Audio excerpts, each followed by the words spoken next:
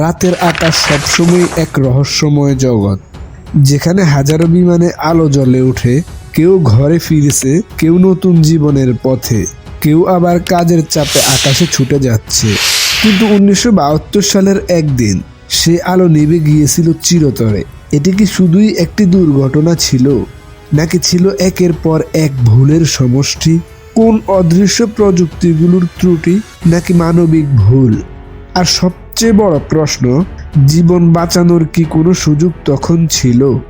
আজ আমরা খুঁজে বের করব 1972 সালের ভয়াবহ বিমান দুর্ঘটনার অজানা সেই ইতিহাসের নির্মম বাস্তবতা এবং প্রযুক্তিগত বিশ্লেষণের গভীরতম স্তর।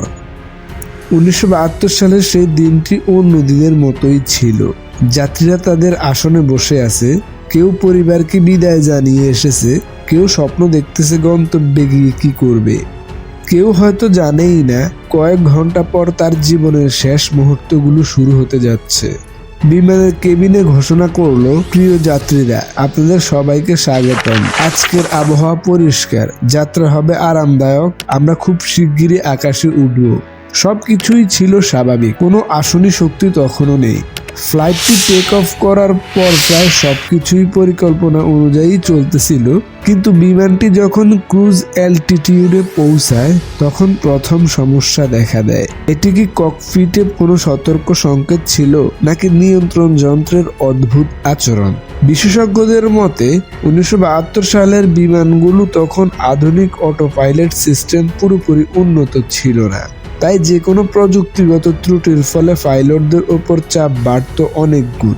সেই দিনও তেমনি একটি পরিস্থিতি তৈরি হয়। ককপিটে আলো জ্বলে উঠল, একটি ইঞ্জিন ঠিকমতো কাজ করতেছে না। আকাশে যখন কোনো সমস্যা দেখা দেয় তখন প্রতিটি সেকেন্ড গুরুত্বপূর্ণ। পাইলটরা তৎক্ষণাৎ বিমানকে স্থির রাখার চেষ্টা করেন, কিন্তু 1972 সালের এই ঘটনায় সহ পাইলট এবং ক্যাপ্টেন দ্রুত বুঝতে পারেন যে তারা নিয়ন্ত্রণ হারাতে যাচ্ছে। বিমানের উচ্চতা কমাতে থাকে, নির্দেশনা দিতে থাকে সতর্কবার্তা, অ্যালার্ম। সব মিলিয়ে ককপিটে বিশৃঙ্খলা তৈরি হয়। পাইলট বলতে থাকে, কন্ট্রোল লস, আমরা নিচে নামতেছি। রানওয়ে ভিজুয়াল নেই, একটি বিশাল ধাতব দেহ আকাশ থেকে নিচে পতিত হচ্ছে, আর ভেতরে থাকা যাত্রীরা জানে প্রতিটি মুহূর্তেই হয়তো শেষ মুহূর্ত। বিমানটি দ্রুত নিচে নামতে থাকে।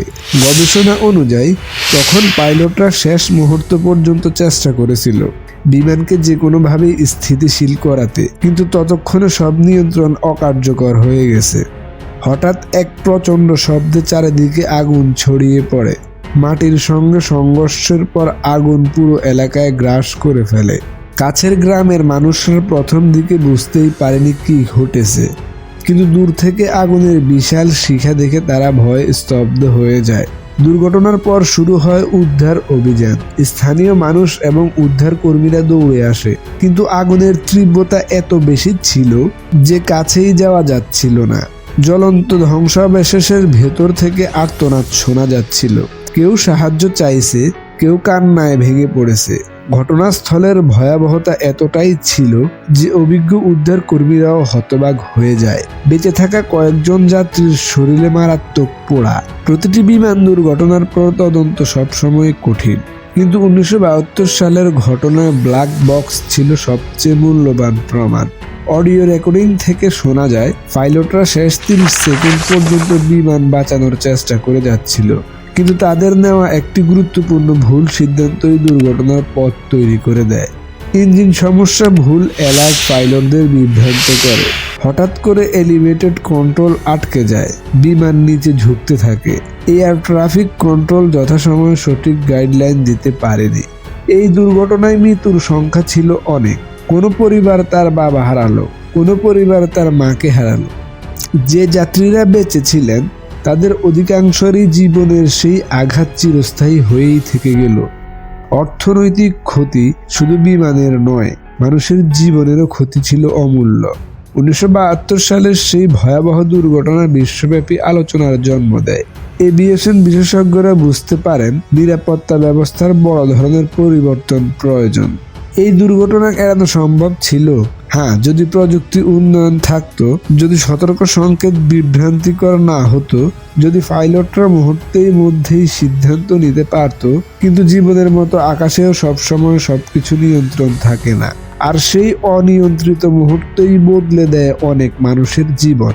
1972 সালের এই প্লেন ক্র্যাশ আমাদের শিখিয়ে গেছে, প্রযুক্তি যতই উন্নত হোক, মানবিক ভুল এবং অপ্রত্যাশিত প্রযুক্তিগত ত্রুটি সবসময় ঝুঁকি তৈরি করে। আজও সেই দুর্ঘটনা আমাদের মনে করিয়ে দেয় আকাশের সৌন্দর্যের ভেতর লুকিয়ে থাকা গভীর একটি ভিত, আর সেই ভিতের মুখোমুখি দাঁড়িয়ে থাকে মানুষ, তার জ্ঞান, তার সিদ্ধান্ত আর তার সাহস।